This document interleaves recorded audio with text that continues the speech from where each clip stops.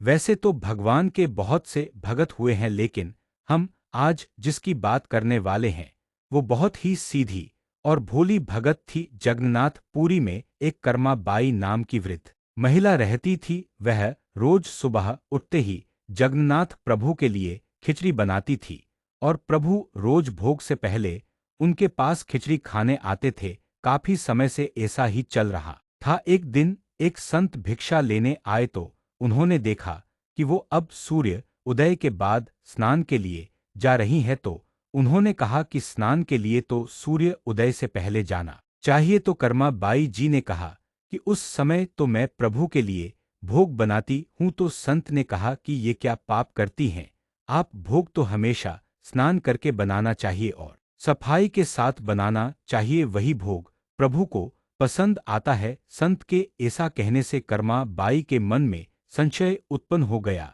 अगले दिन वह पहले नदी पर स्नान करके आई, फिर सफाई की और सब्जियां आदि धोकर खिचड़ी बनाने लगी। तभी प्रभु आ गए तो कर्मा बाई ने कहा, प्रभु मुझे माफ करें, आज खिचड़ी बनाने में देरी होगी। एक तो रोज खिचड़ी खिलाती हूँ आपको, उब गए होंगे आप, और आज तो उसे बनाने में भी देर कर दी। जगन्नाथ प्रभु ने कहा, कोई नहीं माँ, मुझे खिचड़ी अच्छी लगती है, तभी तो मैं रोज आ जाता हूँ खाने।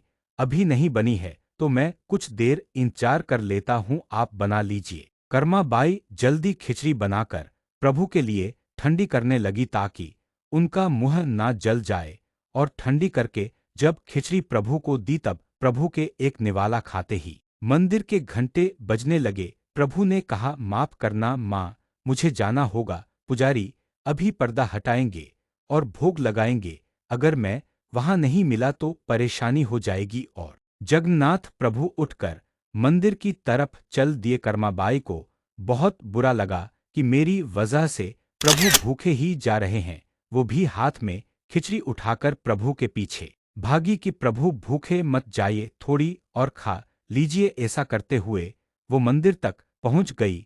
उधर पुजारी जी ने भी भोग लगा दिया। कुछ देर में राजा वहां आए और देखा कि 56 भोग के साथ खिचड़ी का भोग लगा हुआ है।